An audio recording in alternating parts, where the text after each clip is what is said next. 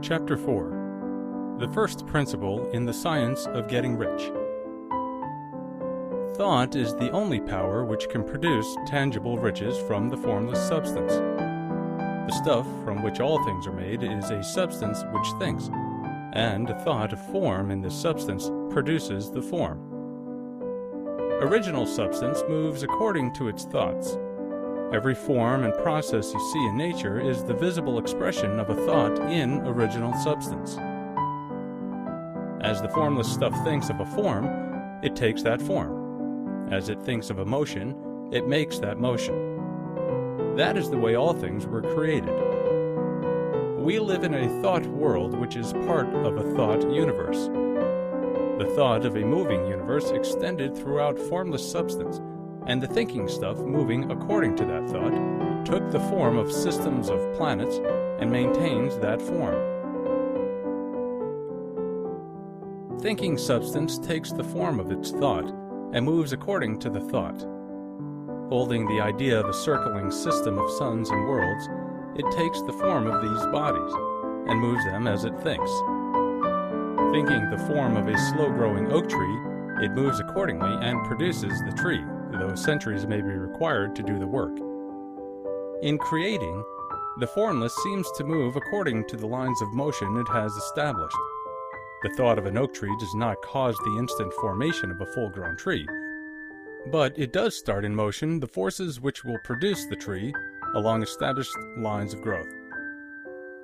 Every thought of a form held in thinking substance causes the creation of the form, but always, or at least generally, along lines of growth and action already established.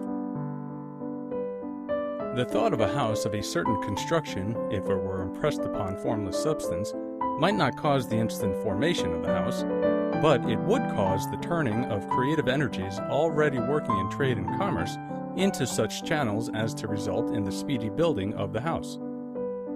And if there were no existing channels through which the creative energy could work, then the house would be formed directly from primal substance, without waiting for the slow processes of the organic and inorganic world.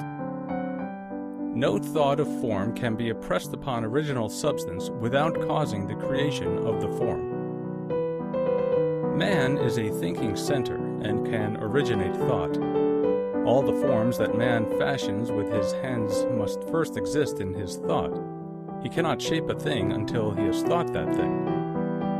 And, so far, man has confined his efforts wholly to the work of his hands. He has applied manual labor to the world of forms, seeking to change or modify those already existing.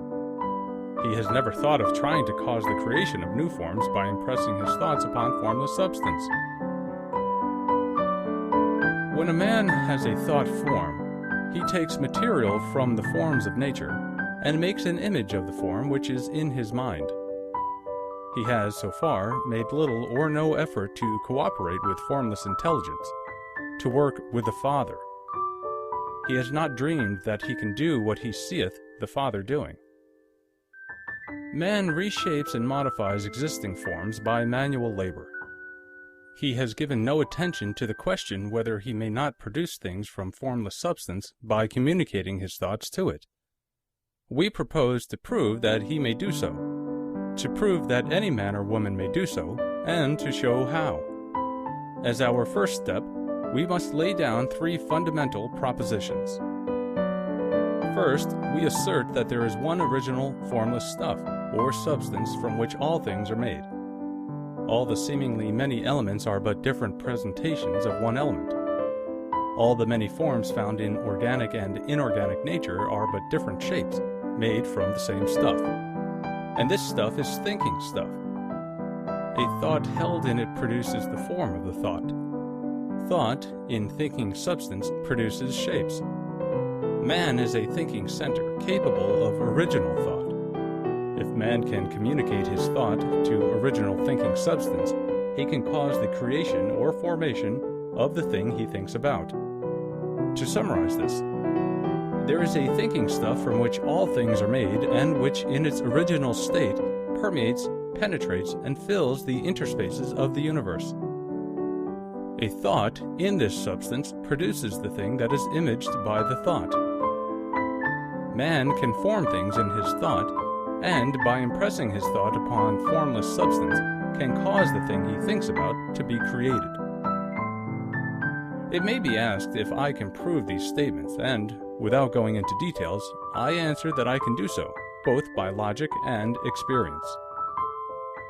Reasoning back from the phenomena of form and thought, I come to one original thinking substance.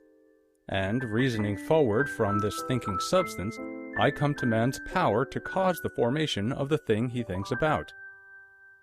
And by experiment, I find the reasoning true, and this is my strongest proof. If one man who reads this book gets rich by doing what it tells him to do, that is evidence in support of my claim. But if every man who does what I tell him to do gets rich, that is positive proof until someone goes through the process and fails. The theory is true until the process fails, and this process will not fail, for every man who does exactly what this book tells him to do will get rich. I have said that men get rich by doing things in a certain way, and in order to do so, men must become able to think in a certain way. A man's way of doing things is the direct result of the way he thinks about things. To do things in a way you want to do them, you will have to acquire the ability to think the way you want to think. This is the first step toward getting rich. To think what you want to think is to think truth, regardless of appearances. Every man has the natural and inherent power to think what he wants to think, but it requires far more effort to do so than it does to think the thoughts which are suggested by appearances.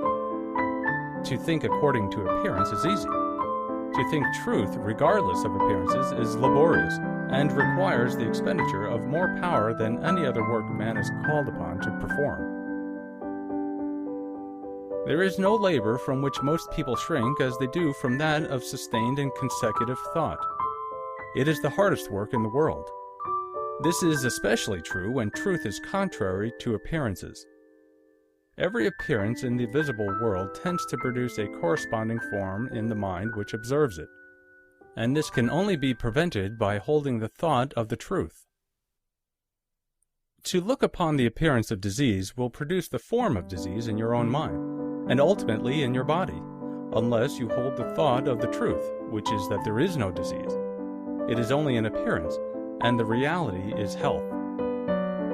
To look upon the appearance of poverty will produce corresponding forms in your own mind, unless you hold to the truth that there is no poverty, there is only abundance.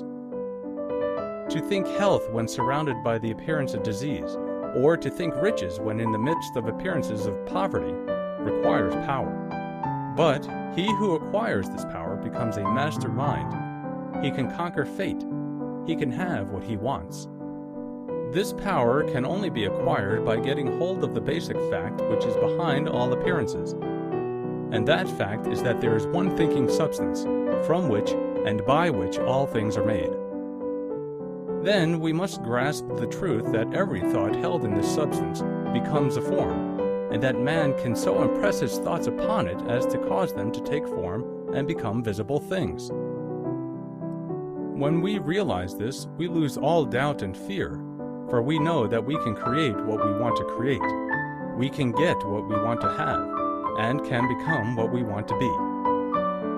As a first step toward getting rich, you must believe the three fundamental statements given previously in this chapter, and in order to emphasize them, I repeat them here. There is a thinking stuff from which all things are made, and which, in its original state, permeates, penetrates, and fills the interspaces of the universe.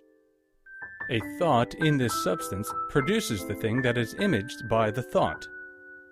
Man can form things in his thought, and by impressing his thought upon formless substance, can cause the thing